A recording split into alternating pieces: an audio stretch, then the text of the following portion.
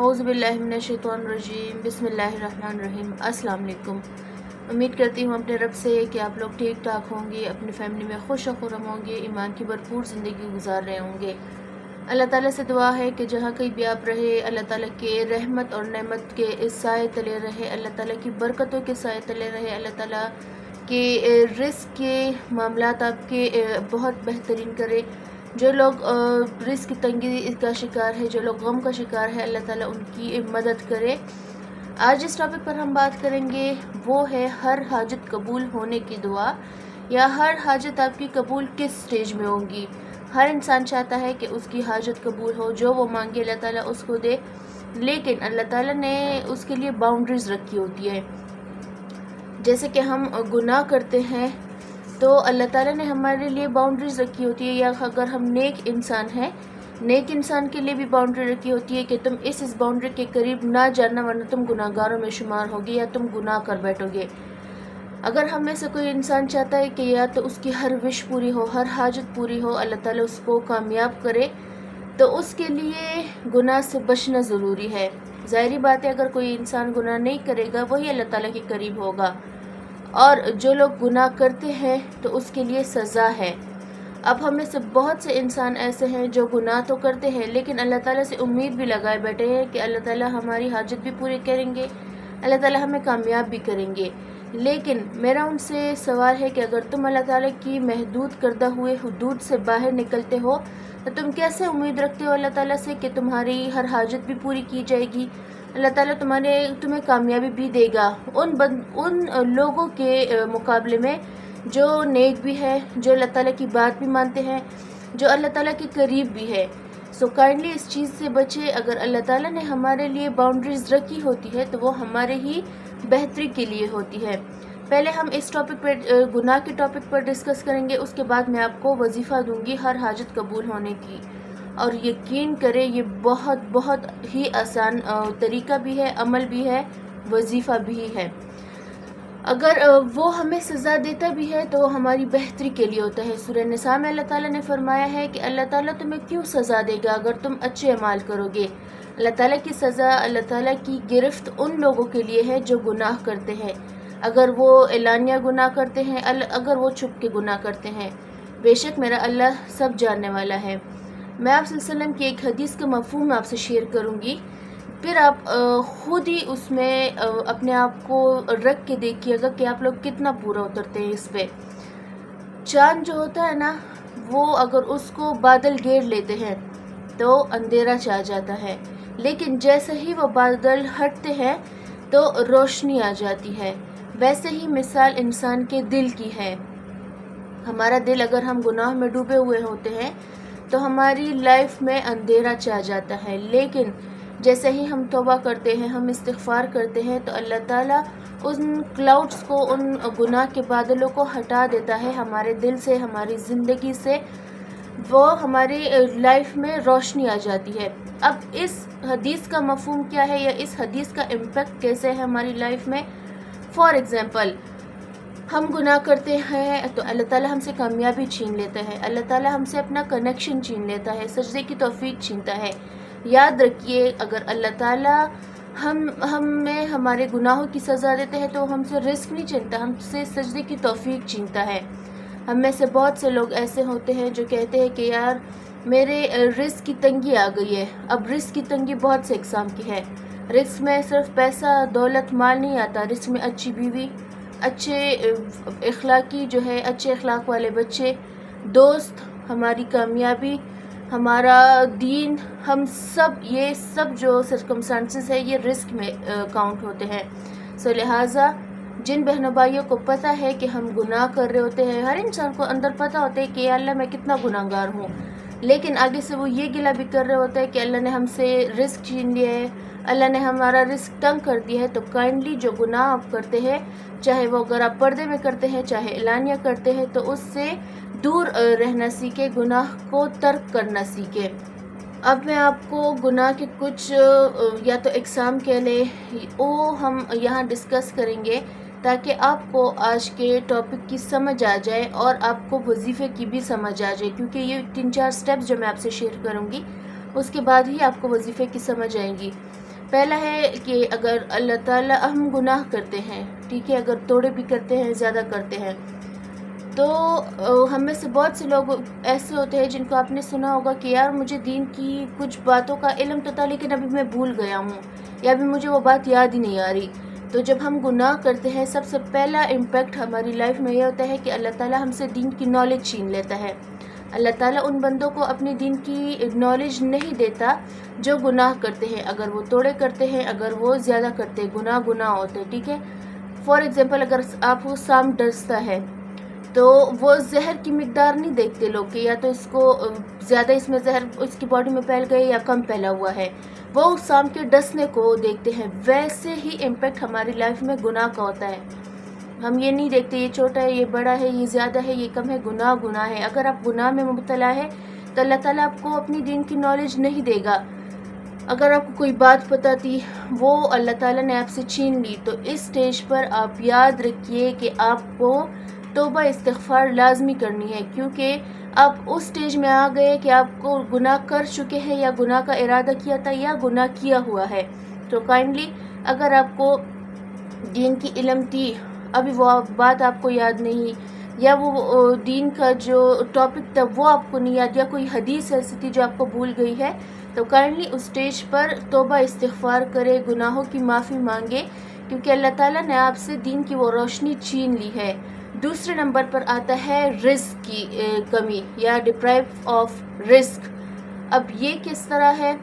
جیسے میں نے آپ سے پہلے کہا کہ رزق نہ صرف مال ہے، نہ پیسہ ہے، اچھی بیوی، اچھا شوہر، اچھے بچے، اچھا دوست، اچھی کمیونٹی، اچھا آپ کامیابی کہہ لیں، یہ سب رزق میں آتا ہے۔ فار ایگزامپل، اگر آپ سن کر بیٹھے ہیں، اگر آپ گناہ کر چکے ہیں، یا آپ گناہ کا ارادہ کرتے ہیں، اگر گناہ کا ارادہ نہیں بھی کیا ہوا، کیونکہ وہ زیادہ میٹر نہیں کرتے، اگر فار ایگزامپل آپ گناہ کا ارادہ کرتے ہیں، آپ نے گناہ نہیں کیا، تو آپ کو کوئی سزا، کوئی اس میں نہیں شمار کیا جائے گا۔ لیکن اگر آپ گناہ کر بیٹھے ہیں تو کائنڈلی آپ گناہ سے توبہ کریں اس سٹیج پر کہ اگر آپ کو اچھے دوست آپ کے تھے وہ چھن گئے، آپ کی اچھی بیوی تھی، یا وہ بد اخلاق ہو گئی ہے، یا بچے بد اخلاق ہو گئے ہیں، تو اس سٹیج پر آپ کو گناہ سے توبہ کرنا ہے۔ اب یہاں پر بہت سے لوگوں کا کوسچن یہ ہوتا ہے کہ بھئی سیلیبریٹی کے پاس تو بہت سارا پیسہ ہے، وہ لوگ کل عام گناہ کرتے ہیں، بے پردگی بھی ان میں ہے۔ تو میں آپ سے ایک بات کہتی ہوں کہ آپ دیکھ لیں ان سیلیبریٹیز کو، کتنا فیم ہے، کتنے وہ فیمس ہے ورلڈ میں، لیکن اگر ان سے وہ پیسہ چھین لی جائے، اگر کسی کو یہ چانس ملے کہ ان کا پیسہ لے اڑے، تو کیا وہ سیلیبریٹی ان کی وہی عزت رہے گی جو پیسہ ہونے کے باوجود تھی ان کے پاس؟ آبویسلی نہیں۔ وہ پیسہ، وہ فیم، وہ جو مشہور تھے، وہ پیسے کی وجہ سے تھے۔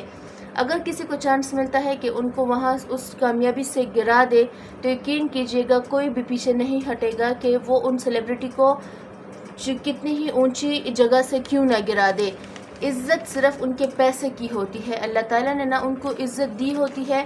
جب وہ اللہ تعالیٰ کی باؤنڈری سے نکل جاتے ہیں تو اللہ تعالیٰ بھی ان کو اپنے حدود سے نکال لیتا ہے، ان کو اپنے اچھے اور فیوریٹ بندوں کی لسٹ سے نکال لیتا ہے۔ تو کائنڈلی اس بات پر دل افسردہ کرنے کی ضرورت نہیں ہے کہ فلاں بندہ تو اتنا مالدار ہے، وہ گناہ بھی کرتا ہے، وہ سوشل میڈیا پہ بھی آتا ہے، وہ یہ چیزیں بھی کرتا ہے، وہ اچھی جگہ پر بھی جاتا ہے، اچھے کپڑے بھی پہنتا ہے۔ اللہ تعالیٰ نے ان کو دی ہوتی ہے، لیکن کل کو انہی کا مال ان کے گلے میں زہریلا سانپ یا گنجا سانپ بن کے ڈالا جائے گا۔ تیسری ہمارے پاس آتی ہے سجدے کی توفیق چھین لینا۔ اب ہمارے کچھ گناہ ایسے ہوتے ہیں جو ہمیں اللہ تعالیٰ سے دور کر لیتے ہیں، اللہ تعالیٰ اور ہمارا کنیکشن بہت ویک ہو جاتا ہے۔ میں یہاں آپ کو ایک مثال دیتی ہوں۔ فار ایگزامپل، اگر آپ کو اپنے ان دوستوں سے دور کر لیا جائے جو آپ کے جگری دوست ہیں، یا آپ کو اپنی بیوی سے دور کر لیا جائے، یا آپ کو اپنے بچوں سے، خونی رشتہ داروں سے دور کر لیا جائے، آپ کو اللہ تعالیٰ اکیلا چھوڑ دے، تو آپ کیسے فیل کرتے ہیں؟ اس سٹیج پر یا اس جگہ پر انسان کبھی کبھی یہ سوچتا ہے کہ میں خودکشی کر لوں۔ ویسے ہی سزا ہمیں اللہ دے رہا ہوتا ہے اپنی دوری سے، جو ہمارا رب ہے، جو ہمارا دوست ہے، جو ہمارا پردہ پوش ہے، جو ہمارا ہمراز ہے، اگر اللہ نہ کرے کبھی آپ کی زندگی میں ایسا سٹیج آئے کہ آپ کو لگے کہ آپ اور اللہ کا کنیکشن بہت ویک ہے، اللہ تعالیٰ آپ دعائیں کر رہے ہوتے ہیں لیکن اللہ تعالیٰ آپ کو نہیں سن رہا ہوتا، یا اللہ آپ کو دعا کرنے کی توفیق بھی چھین لیتا ہے، بالکل آپ کو دین سے ہی آؤٹ کر دیتا ہے۔ ایز اے نیم تو آپ مسلم رہیں گے لیکن آپ نہ نماز پڑھ رہے ہیں، نہ اللہ سے مانگ رہے ہیں، نہ اللہ کا خیال آپ کے دل میں آتا ہے، تو تیسرا سٹیج گناہوں کا یہ آتا ہے جو بہت ہی گناہگار ہوتا ہے اللہ تعالیٰ، اور اس کا کنیکشن جو ہے وہ بہت ویک ہو جاتا ہے، نہ رہنے کے برابر رہ جاتا ہے۔ اللہ تعالیٰ ہم سارے مسلمانوں کو اس سٹیج سے بچائے۔ اس سٹیج پر اللہ تعالیٰ نے قرآن پاک میں ایک آیت نازل کی تھی جس کا ترجمہ یہ ہے کہ اللہ تعالیٰ فرماتا ہے کہ ہر انسان تو گناہ کرتا ہے لیکن تم میں سے بہترین انسان وہ ہے جو استغفار کا راستہ اختیار کرے، جو استغفار کرے، جو گناہوں کی معافی مانگے۔ حسن البصری کے پاس ایک شخص آیا، اپنا ان کا مسئلہ تھا، جو پریشانی تھی وہ لے کر۔ حسن البصری رحمۃ اللہ علیہ فرماتے ہیں کہ میں نے ان سے کہا کہ تم استغفار کا راستہ اختیار کرو۔ جب وہ تشریف لے گئے، وہ دوسرا شخص حسن البصری رحمۃ اللہ علیہ کے پاس آیا، انہوں نے اپنا مسئلہ بیان کیا، ان کو بھی حسن البصری رحمۃ اللہ علیہ نے استغفار کا وظیفہ دیا کہ استغفار زیادہ سے زیادہ کیا کرو۔ اسی طرح تیسرا شخص آیا، چوتھا آیا، پانچواں آیا، تو ان کے اسٹوڈنٹس نے ان سے کہا کہ آپ جو ہمارے استاد ہے حسن البصری رحمۃ اللہ علیہ، آپ کے پاس جو بھی انسان آتا ہے آپ ان کو استغفار ہی دیتے ہو، حالانکہ ایک کا مسئلہ الگ ہے، دوسرے کا مسئلہ الگ، تیسرے کا مسئلہ الگ، آپ ہر ایک کو استغفار دے رہے ہیں۔ تب حسن البصری رحمۃ اللہ علیہ نے یہ ارشاد فرمایا تھا، قرآن پاک کی آیت ان کو بتائی تھی کہ اللہ تعالیٰ فرماتا ہے کہ تم میں سے ہر انسان گناہ کرتا ہے لیکن بہتر انسان وہ ہے جو استغفار کرے، اور جو استغفار کرتا ہے اللہ تعالیٰ ان کے گناہ بھی مٹاتا ہے، اللہ تعالیٰ ان کی مشکلات بھی حل کرتا ہے، اللہ تعالیٰ کے قریب بھی وہ بندہ ہو جاتا ہے، اللہ تعالیٰ ان کے ہر معاملات میں آسانی پیدا فرماتے ہیں، اللہ تعالیٰ ان کا رزق کشادہ کرتے ہیں، ان کو گمان بھی نہیں ہوتا کہ یہ رزق آ کہاں سے رہا ہے۔ obviously اگر آپ استغفار کریں گے، اپنے گناہ کی توبہ مانگیں کہ آپ کے گناہ تو مٹیں گے ہی، لیکن آپ کو اور اللہ کا جو کنیکشن ہے، آپ کو اللہ کے درمیان میں جو دوری تھی وہ آہستہ آہستہ ختم ہوتی ہے اور آپ اللہ تعالیٰ کے محبوب ترین بندے بن جاتے ہیں۔ چوتھا جو سٹیج آتا ہے نا، وہ ہے مشکلات۔ زندگی کے ہر سٹیج میں مشکلات آتی ہیں، چاہے آپ کوئی کام میں ہاتھ ڈال رہے ہیں، چاہے آپ کوئی کاروبار شروع کرتے ہیں، چاہے آپ جاب پہ ہے، آپ جو بھی کام کرتے ہیں اللہ تعالیٰ کی طرف سے اس میں رکاوٹ آنا شروع ہو جاتی ہے۔ اب یہاں پر لوگ کہتے ہیں کہ آزمائش، آپ کہتی ہیں کہ آزمائش جو ہے وہ اللہ تعالیٰ کی طرف سے ہوتی ہے، حالانکہ آزمائش اللہ کے محبوب ترین بندوں پہ آتی ہے۔ دیکھیں، مشکلات اور آزمائش دو الگ الگ چیزیں ہیں۔ مشکلات ایسی ہوتی ہے جن کا کوئی حل نہیں ہوتا، جن کا اگر حل ہوتا بھی ہے تو اللہ کے پاس ہوتا ہے، اللہ کے سوا کسی کے پاس کوئی مشکل حل کرنے کا طریقہ نہیں ہے۔ لوگ آپ کو الٹے سیدھے مشورے دیں گے لیکن جب تک اللہ نہیں چاہے گا آپ کی مشکلات حل نہیں ہوں گی۔ ایک آتی ہے آزمائش، آزمائش ان لوگوں پر آتی ہے جن کے دل میں اللہ اور رسول کا خیال آتا ہے، اللہ کی باتیں آتی ہے، دین کی باتیں آتی ہے، وہ اللہ کے قریب ہوتے ہیں۔ جب ان پر کوئی آزمائش آتی ہے وہ ڈائریکٹ اللہ سے کنیکٹ ہوتے ہیں، اللہ تعالیٰ سے توبہ استغفار کرتے ہیں، اللہ تعالیٰ کی راہ میں ایسا کچھ دیتے ہیں کہ ان کو دل کو سکون مل جائے۔ لیکن جن پر اللہ کی طرف سے مشکلات ہو، جن کے ہر کام میں رکاوٹ ہو، نہ تو ان کو سکون نصیب ہوتا ہے، نہ ان کے دل میں یہ خیال آتا ہے کہ اللہ سے وہ ڈائریکٹ کنیکشن کرتے، وہ ایک بندے کے پاس جائے گا، دوسرے کے پاس جائے گا، انسانوں سے ہیلپ لے گا، وہ اللہ کے پاس کبھی نہیں جائے گا، نہ اللہ تعالیٰ اس کے دل میں اپنا خیال ڈالیں گے۔ تو یہ ہوتی ہے مشکلات اور آزمائش میں ڈفرینس۔ اب آتے ہیں وظیفے کی طرف۔ آج کا ٹاپک جیسے میں نے آپ سے سٹارٹ سے ڈسکس کیا ہے تاکہ آپ کے مائنڈ میں آپ کا مائنڈ سیٹ ایسے بنے کہ جو وظیفہ میں آپ کو دے رہی ہوں وہ کس بیسس پر آپ کو دے رہی ہوں، وہ کیوں میں آپ کو دے رہی ہوں۔ وظیفہ ہے استغفار کا۔ اگر آپ کامیابی چاہتے ہیں، اگر آپ کے رزق میں تنگی ہے، اگر آپ اللہ سے دور ہے، اگر آپ کو سجدے کی توفیق نہیں ہے، کوئی بھی مشکل ہے دنیا کی، کوئی بھی مشکل ہے، ایک اس کا حل ہے استغفار۔ آپ ڈیلی بیسس پر اس کو اپنا روٹین بنائیں، 100، 200، 1000، 500، جتنا آپ چاہیں، جتنا زیادہ استغفار آپ کریں گے اتنے ہی آپ اپنے رب کے قریب ہوں گے، اور میرے خیال میں کوئی ایسا بندہ نہیں ہوگا جو اپنے رب کے زیادہ قریب نہ جانا چاہے۔ وظیفہ جو میں آج آپ کو دوں گی وہ میں آپ کو کاؤنٹنگ کے لحاظ سے دوں گی، لیکن آپ اگر کم زیادہ کرنا چاہے، کم نہیں زیادہ کرنا چاہے تو وہ آپ کے لیے بہتر ثابت ہوگا۔ اول آخر درود شریف کے ساتھ آپ نے ڈیلی 7000 مرتبہ کرنا ہے، اور یہ 7 ڈیز کا چیلنج ہے۔ 7 ڈیز بعد اگر آپ کو سکون نہ ملا، ٹینشن آپ کی کم نہ ہوئی، ڈپریشن، لڑائی جھگڑے اپنے گھر سے، اخلاق اگر آپ کا اچھا نہ ہوا، رزق کی تنگی ختم نہ ہوئی، تو پھر کہنا 7 ڈیز کا چیلنج ہے۔ 7000 مرتبہ آپ نے ڈیلی پڑھنا ہے۔ پہلے دن 7000، دوسرا دن 7000، تیسرے دن 7000 ہے، تو یہ 10 دن کا وظیفہ، کیونکہ آپ نے ٹوٹل 70,000 کمپلیٹ کرنا ہے۔ لیکن میں آپ کو 1 ویک کا چیلنج دے رہی ہوں۔ انشاءاللہ اپنے رب پر بھروسہ رکھے، اپنے رب کے کلام پر، اپنے رب کے نام پر بھروسہ رکھے۔ انشاءاللہ اللہ تعالیٰ آپ کی زندگی سے ہر ایک مشکل دور کرے گا، ہر وہ کام دور کرے گا جن سے آپ گناہ کی طرف جاتے ہیں۔ جیسے میں نے پہلے بھی کہا کہ اللہ تعالیٰ فرماتا ہے ہر ایک انسان ہے، بشر ہے، گناہ ہو جاتا ہے، لیکن بہترین انسان وہ ہے جو توبہ استغفار کا راستہ اپنائے۔